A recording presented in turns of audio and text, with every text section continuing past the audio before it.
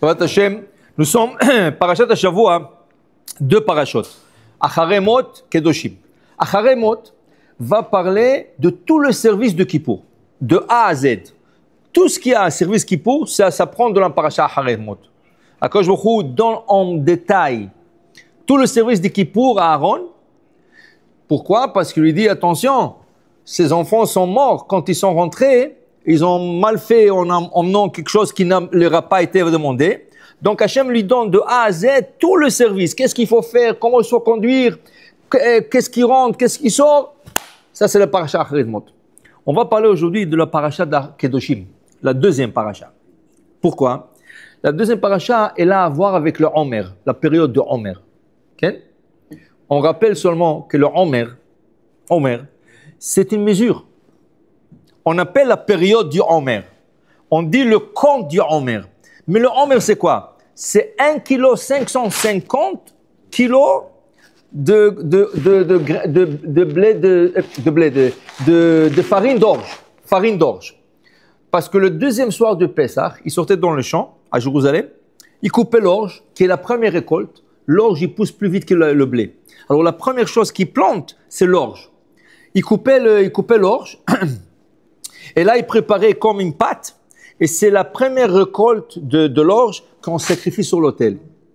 À partir de ce moment qu'on a sacrifié cette pâte d'orge sur l'autel, on a brûlé, on commence à compter le Homer parce qu'il reste 50 jours jusqu'à Shavuot. Alors on l'appelle cette période Homer, mais ça vient à cause de le sacrifice du Homer, à cause de ce sacrifice qu'on a sacrifié. Dans cette période, à travers le temps dans l'histoire juive, malheureusement, il est arrivé un incident. Dans la première paracha, aujourd'hui, on lit l'incident de la mort de deux enfants d'Aaron, mais pendant le Homer, il y avait un incident plus grave. 24 000 élèves de Rabbi Akiva qui sont décédés. Tu sais qu'est-ce que ça prend comme des années pour former 24 000? Rabbi Akiva, au début, il avait 40 ans. Il ne connaissait même pas l'Aleph Bet. Mais sa femme, elle a vu beaucoup de Emouna qu'elle arrivera à le façonner d'une manière qui va devenir un grand d'Israël. Alors, à la fin, il est devenu Rabbi Akiva. Petit à petit, il a commencé à ramasser des élèves. Les élèves, tu sais qu'est-ce que c'est? Donner chaque jour un cours à 24 000 élèves. Comment on peut faire ça? Hein? T'en fais pas. Quand tu auras 24 000 élèves, tu sauras quoi aussi, comment le faire. C'est l'expérience. Tu sais que le Ben Ishraï, Allah Shalom, Rabbi Yosef Haïm de Bagdad, il parlait chaque Shabbat à Mincha à 10 000 personnes. 10 000. Quand il est décédé, oui, 10 000. Son microphone. Quand il est décédé, son fils, il a pris la relève. Alors les gens commençaient à crier au milieu du discours. On n'entend pas. Il a dit, écoutez, mon père, quand il parlait, c'est la Shekhinah qui lui parlait de sa voix, qui sortait de sa voix. Alors, 10 000 personnes, ils étaient sur le toit, sur le fenêtre, ils entendaient. Okay? Mais si son microphone parlait à 10 000 personnes, comment c'est possible? Okay? Voilà, à 24 000 élèves, il parlait, tout le monde entendait le cours de Rabbi Akiva. Et malheureusement, ces élèves sont morts pendant le 33 jours du Homer. Maintenant, il y a deux coutumes dans le Homer. Il y a deux coutumes. Séfarade et Ashkenaz. La coutume séfarade, pour marquer comme un signe de deuil sur les élèves de Rabbi Akiva, on s'abstient d'écouter la musique, d'acheter des choses nouvelles. Ça, c'est pour le respect des Talmidim de Rabbi Akiva, qui sont décédés en 33 jours. Ils sont décédés en 33 jours. Maintenant, nous, les séfarades, qu'est-ce qu'on fait? On commence ça à partir du deuxième jour de Pessah, jusqu'à l'Agba Omer, mais le lendemain, c'est 33 jours. Les Ashkenazes disent non. Nous, on compte 33 jours, mais de l'autre sens, qui veut dire, eux, ils se coupent les cheveux, ils font des mariages jusqu'à Rosh Chodesh Iyar. À partir de Rosh Chodesh Iyar jusqu'à Shavuot, il y a 33 jours. Alors, eux aussi, ils font 33 jours. Mais à partir... Alors, c'est pour ça que les gens sont mélangés. Ah, j'ai vu mon voisin, Coco, il s'est coupé les cheveux. Ah, comment il s'est coupé les cheveux? On n'a pas le droit de couper les cheveux. Non, il m'a dit c'est Rosh Chodesh Iyar. Alors, Et il a copié sur son voisin, Ashkenaz. Mais lui, Ashkenaz, il a le droit. Il peut même se marier s'il veut. Parce qu'ils ont... Alors maintenant, il dit, on ne peut pas jouer sur le 2. Ça veut dire que tu commences le 2, le deuxième jour de Pessah, tu te coupes le cheveu. Tu te coupes le cheveu, Rosh Chodesh, quelqu'un m'a dit aujourd'hui, ah aussi, tu peux te couper le cheveu à Chaga Hatzmaout. Alors, Menziti d'abord. Menziti d'Akshi. Non, on m'a dit que c'était une fête. Et le rabbin m'a dit que c'était une fête. Ah ouais, chacun va te dire que c'est une fête. Et là, après, c'est Yom Yerushalayim. Mais après, 33 jours, c'est 30. Ou tu vas comme Sepharad, ou tu vas comme Ashkenaz. Il n'y a pas in between. Il n'y a pas entre les deux. Hein? Voilà, il a des Rabbi mais on ne se coupe pas les cheveux. Là, des Bermir, la seule chose qu'on permet de donner, c'est écouter la musique. Pour l'honneur de Rabbi Meir Balanes. Okay? Mais il ne faut pas jouer. Une fois que c'est pour ça que la Gemara dit, quand il y avait les deux grandes écoles d'études, Bet Shammai et Bet Hillel, tu ne pouvais pas prendre ce qui me convient ou te convient. Tu dis, ah, Bet Shammai aujourd'hui, ils sont trop stricts, hein, moi je vais aller de l'autre côté. Et là après tu dis, Bet Hillel, oh, aujourd'hui dans le cours, c'était trop strict le rabbin, je vais aller Bet Shammai. Celui qui le fait ça, la Gemara l'appelle Racha. Pourquoi? Asel Harav. Fais-toi un Rav, suis un système, pas deux. Il n'y a pas deux systèmes, ou ça, ou ça. Okay? Tu ne vas pas jouer avec sur deux. Eliyahu Hanavi, il le disait bien, dans un passage qui disait, à l'époque d'Eliyahu Hanavi, il y avait des idolâtres, qui ont tiré le peuple d'Israël vers l'idolâtrie. Et les gens, qu'est-ce qu'ils faisaient? Le matin, ils allaient à l'église, à ça. Le soir, ils venaient, ils donnaient la tzedaka,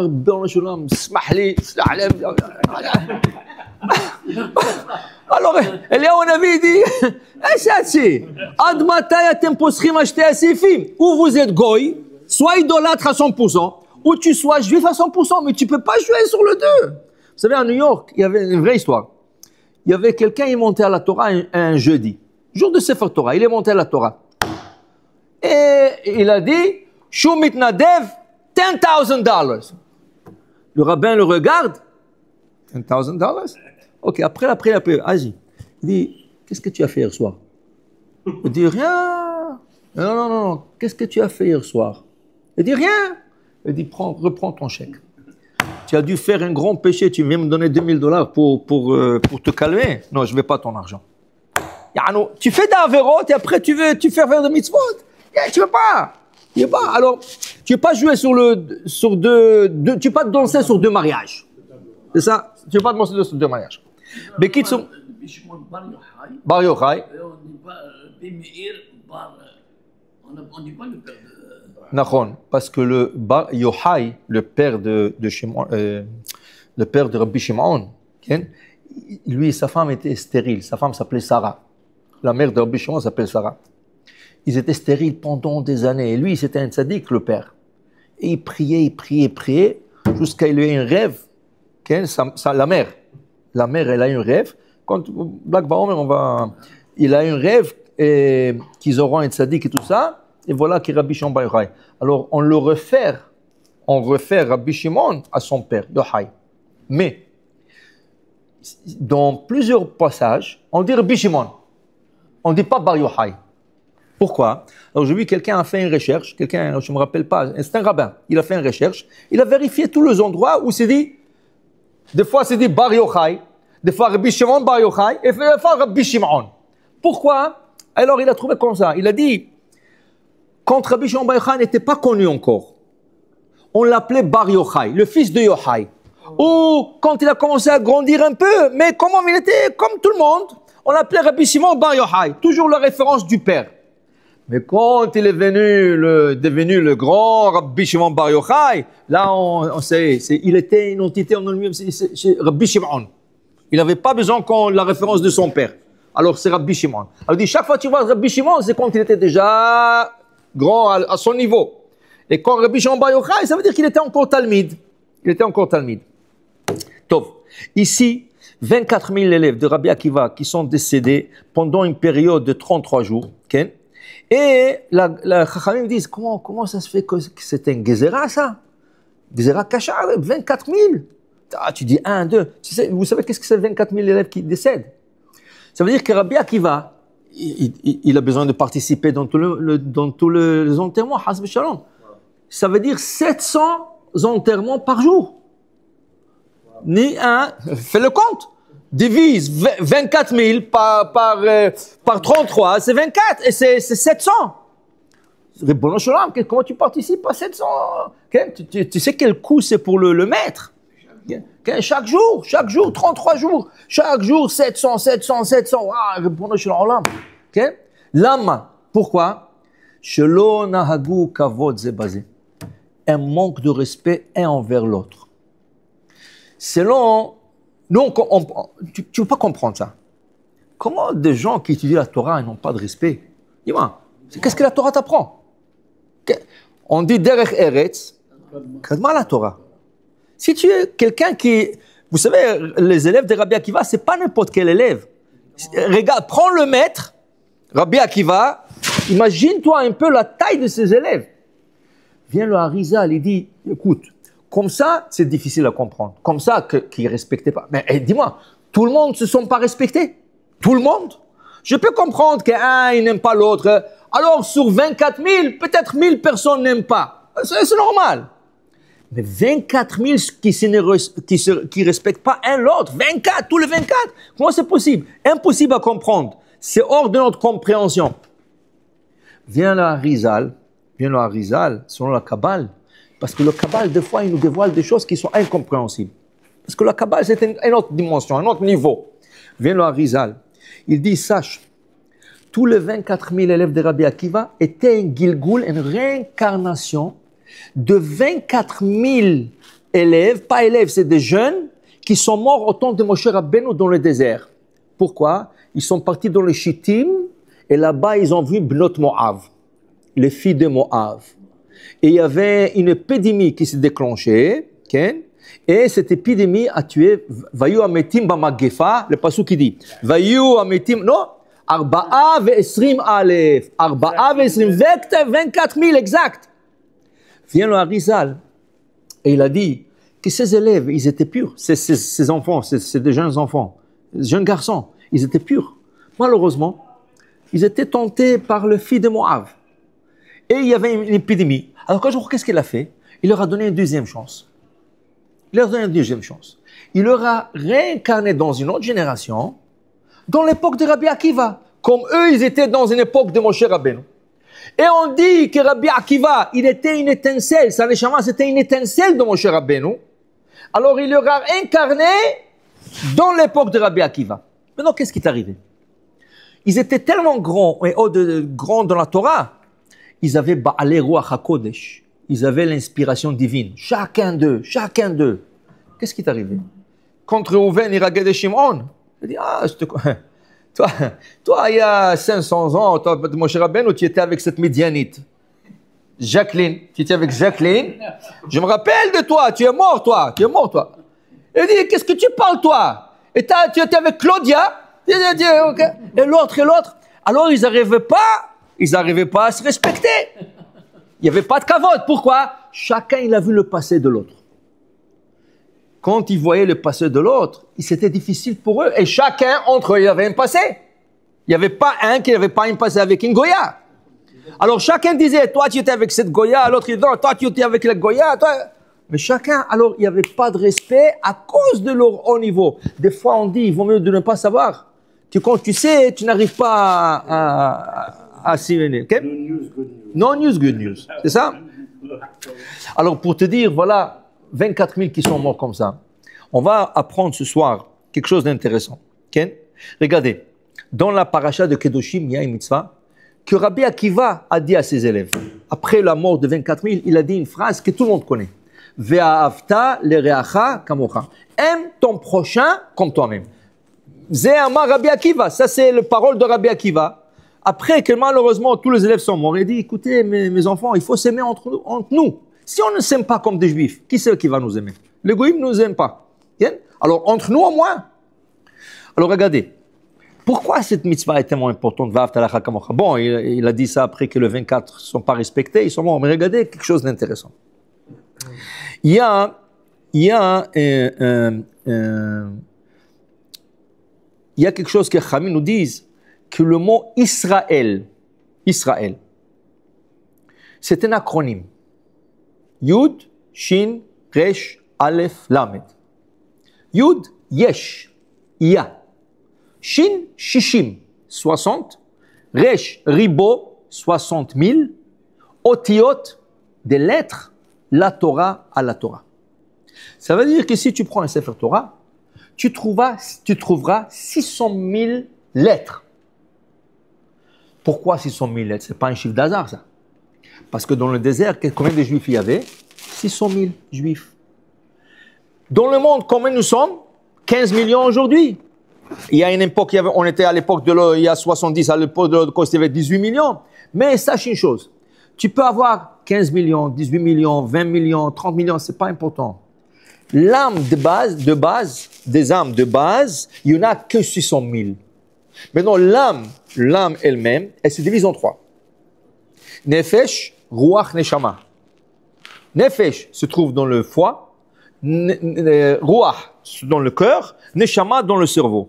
Chaque âme se divise en trois. Vient le Ben Ishraï et il nous explique que une des parties de ces âmes se divise en 613.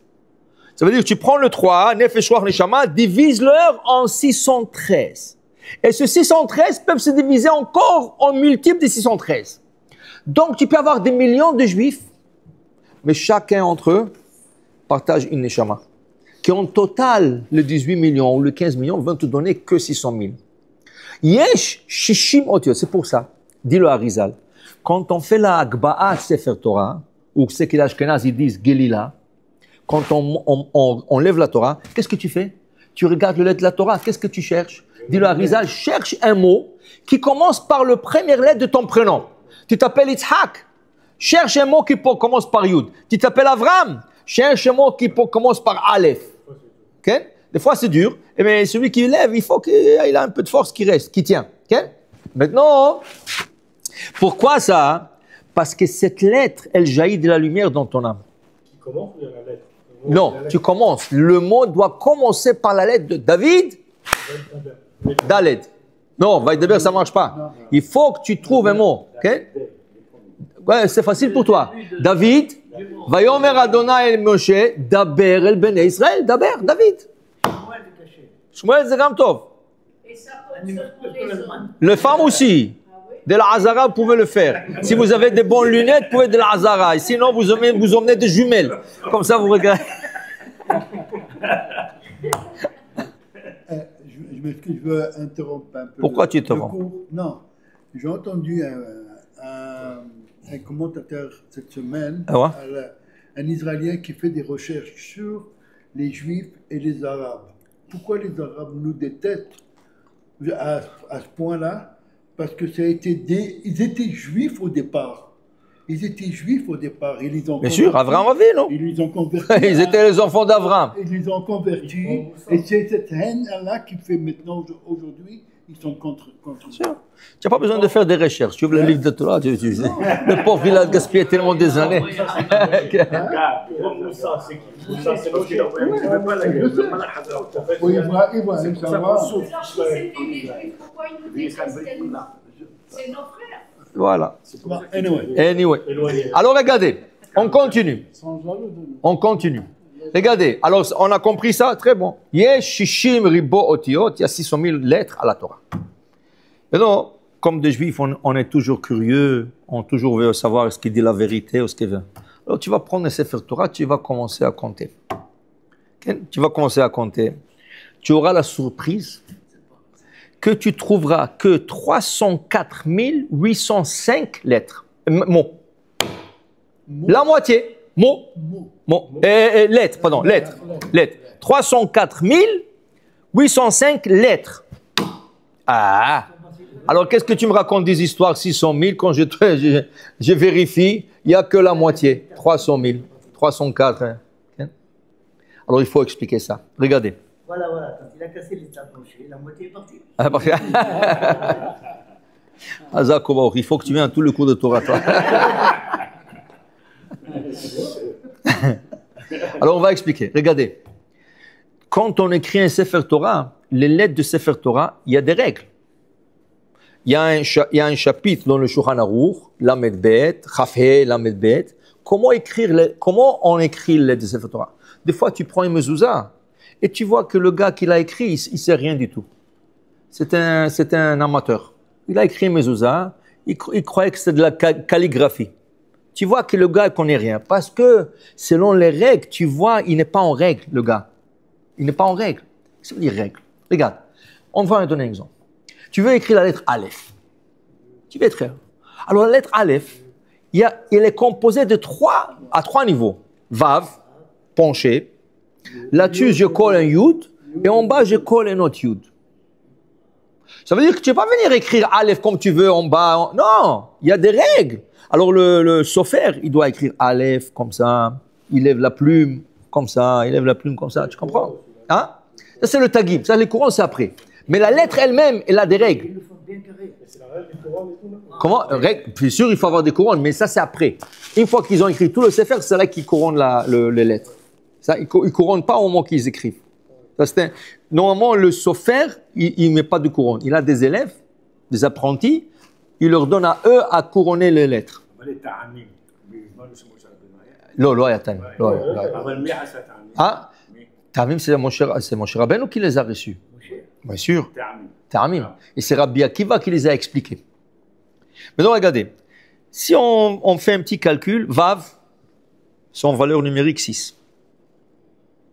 Vav, combien c'est en valeur numérique 6? Yud, en valeur numérique 10. Yud, c'est 10. 10, 6 et 10, ça fait 26. 26, je t'abarque chez moi. Le nom de Koshbor. Je prends un autre exemple. Comment tu écris la lettre même? Tu écris pas même comme ça, comme calligraphie. Non, non. Tu écris d'abord Chaf, la lettre Chaf. Ah, non. À côté de la lettre Chaf, tu ajoutes un Vav avec un espace et tu leur colles le 2 avec un petit trait. Non. Non, non, non. Non, non. C'est une Vav. C'est un Vav complète. Alors, Chaf, en valeur numérique, combien? 20. Vav, c'est 6. 20 plus 6, 26, si je t'abarque chez moi le nom de Dieu. Donc chaque lettre, pas toutes les lettres. Un autre exemple, Lamed. Comment on écrit Lamed? D'abord Chaf, et sur la Chaf, Vav.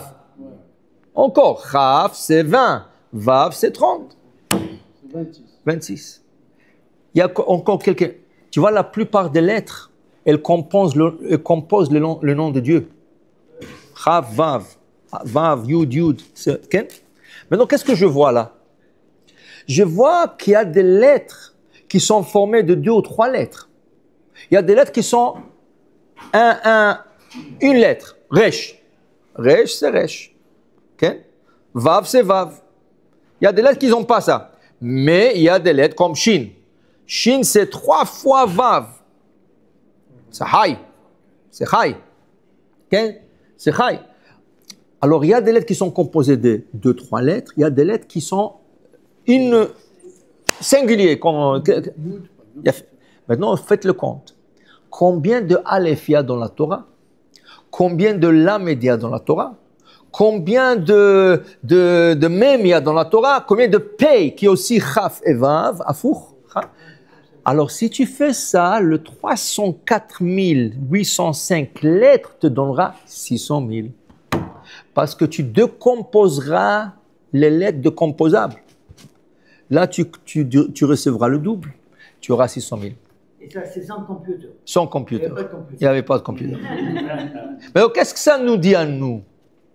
Ça nous dit, si je dois chercher une lettre, quand je fais la Akba'a, je dois chercher une lettre qui commence par la lettre de mon prénom, ça veut dire que cette lettre jaillit dans mon neshama. Mais attention, si tu as la lettre Aleph, ou Lamed, ou Chaf, ou P, et cette lettre comme ça, et sont composées de... Ça veut dire quoi? N'oublie pas, tu as des âmes sœurs qui sont connectées à toi. Il y a des autres juifs qui sont connectés à toi. Tu n'es pas individuel. Regarde les lettres de la Torah. Quand elles sont composées de plusieurs pour former une lettre, ainsi ton âme est le composé des autres âmes pour former une neshama. Comme on a expliqué, nous sommes 15 millions. Mais en total, nous sommes que 600 000 âmes. Pas plus que ça. Okay? Vient le Harizal, et encore selon le Kabbal. Vient le Harizal, il nous dit comme ça. Il dit, sache une chose. Là, c'est le Rabbi Chaim Vital, son élève. Rabbi Chaim Vital, c'était l'élève d'Arim. Il dit au nom de son maître, le Harizal, dans le char à Gilgolim, da, sache.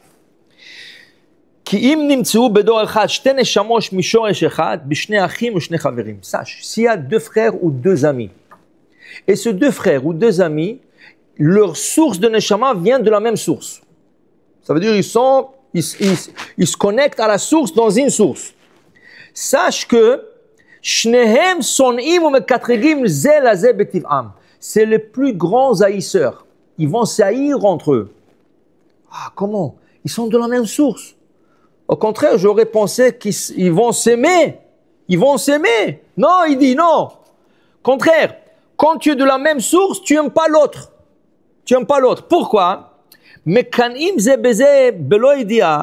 Pourquoi?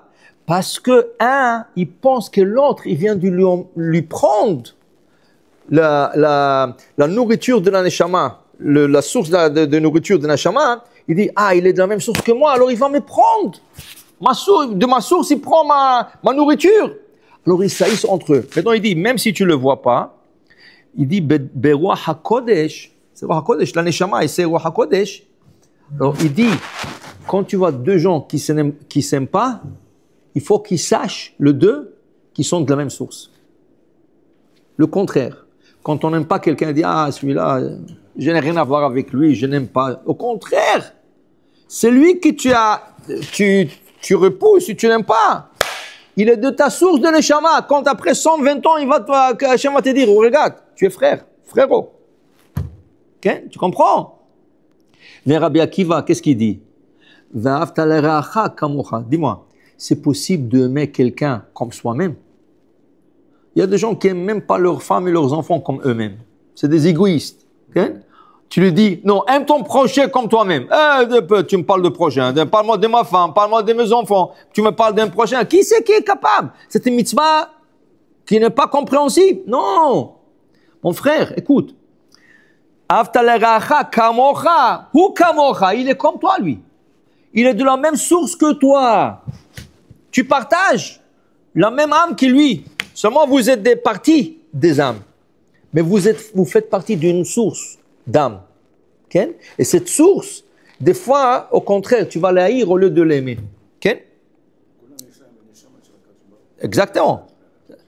Regardez, un des plus grands rabbis qu'on a connu, le rabbi de Lubavitch. Okay? Pourquoi il était tellement grand? Parce qu'il aimait chaque juif.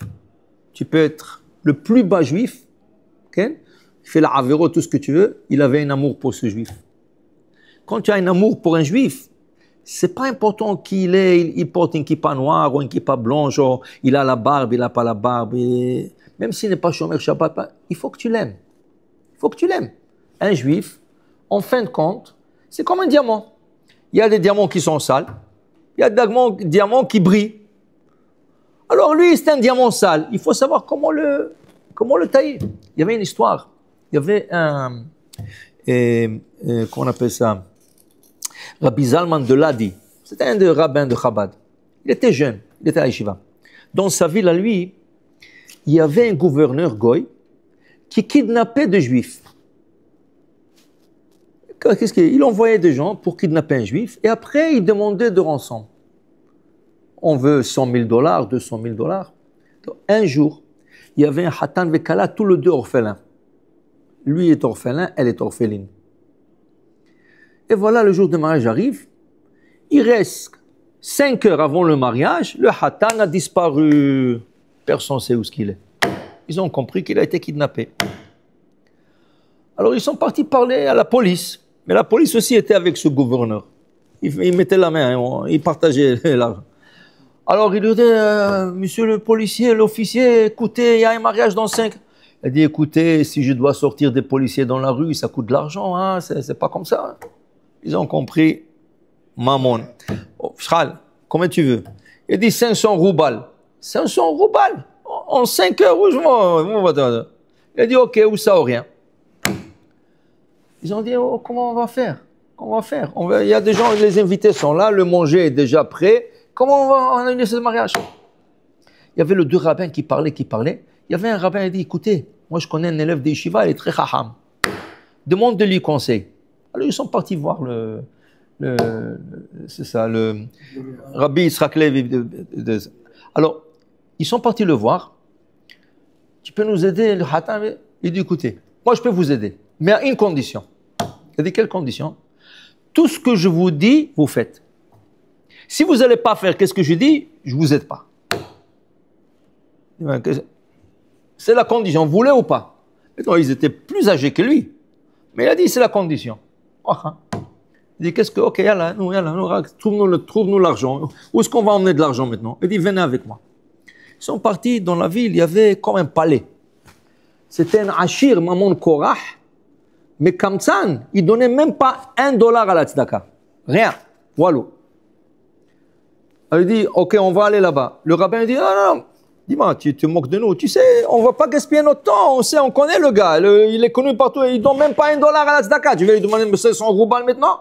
Il dit, je vous ai dit, vous me suivez. Ok, ils n'avaient pas le choix, ils l'ont suivi. Ils vont, ils tapent à la porte. Le gars, il ouvre la porte. Shalom, shalom. Il voit les deux rabbins. Ah, vous êtes venus pour la tzedaka, mais vous savez que je donne rien. Je vais vous donner quelque chose.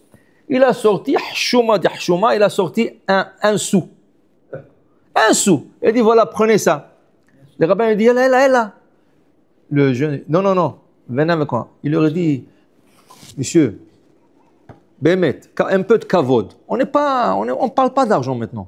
Mais tu vois, deux ékénim, on a marché tellement, ils sont fatigués. Emmenez-le à la maison, rien que pour rentrer, qu'ils s'assoient et donne-leur un verre d'eau. Oui. Kavod, ça, pour kavod la Torah, il a kavod. Venez, monsieur. Mais pas de tzedaka, on n'a pas demandé l'argent, rien. Ils sont rentrés et ils s'assoient et disent, qu'est-ce que vous aimez? Écoutez, il y a un hatan qui a disparu, on a besoin de 500 roubles. Je vous ai expliqué déjà, ne me demandez rien. Il dit non. Mais le jeune, il lui dit, mais vous avez donné un sou, non? Oui, je vais vous donner ça. Il a sorti le sou, qui était moitié rouillé déjà. Il leur donne, le jeune, il prend. Il dit, quand vous appelez Avraham ben Sarah, Mishe Barach Avotenu, Evechet Avraham ben Sarah, Shefa, Beracha, Vatzlacha, Ishmor lo Ishto Banav, Refoua Shlema, Parnasa Tova, et il a dit aux deux, Yalla, Kvod Rabbetenu, allez, on y va. Alors eux, ils étaient furieux, quel bisaillon tu nous fais? Il dit, je vous ai dit. Il vient sortir, et il appelle, dis-moi, tu peux venir ma femme? Wacha, comment s'appelle ta femme? Il a dit Rivka. Ah, Mishe Berachimotenu, il va être Rivka, Vishmor la Baala, qui lui garde son mari, qui doit ses enfants, qui lui donne le briout. Alors l'autre il sort $1, il lui donne. Il dit Hazaku Baruch, Toda Rabba. Allez, on y va, Rabotenu, on y va.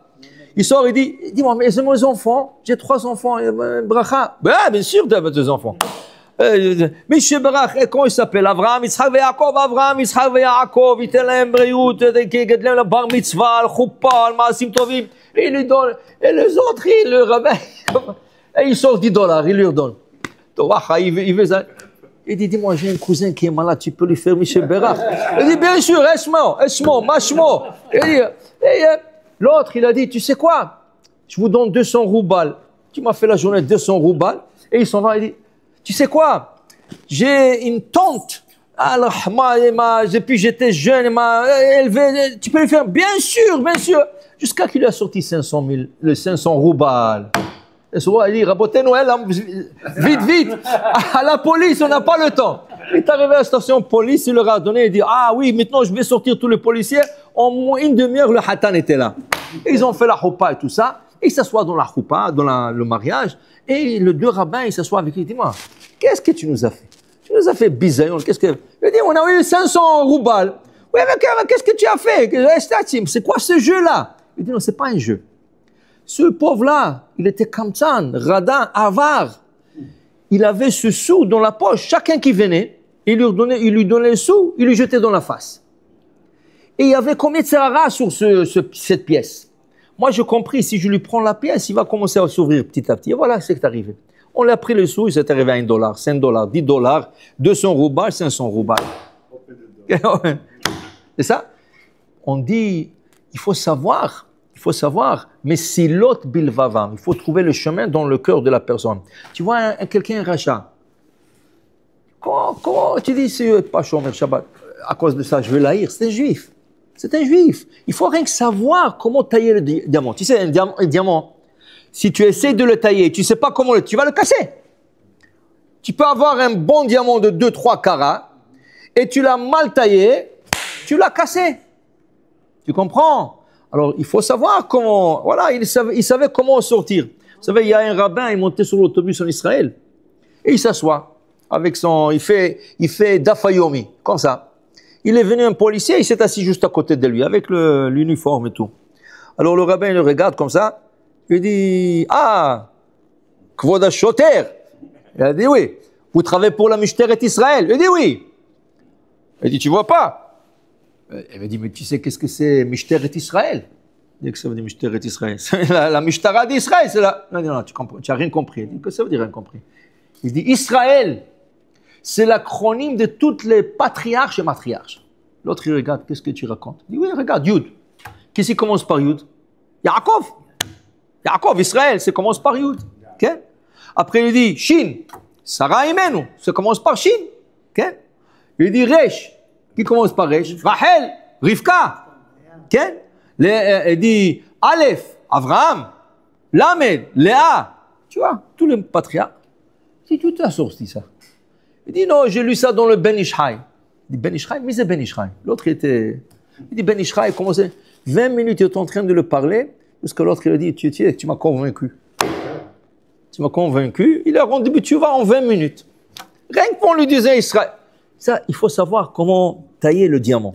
Tu comprends? Pourquoi? Parce que celui que tu n'aimes pas, que tu penses que tu n'aimes pas, il fait partie de ta neshama. בעזרת השם, בזכות לזלב דרבי עקיבא וזה, שנזכה דאמי שק juif, et בעזרת השם que la géoula vienne במהרה בימינו, amen ואמן.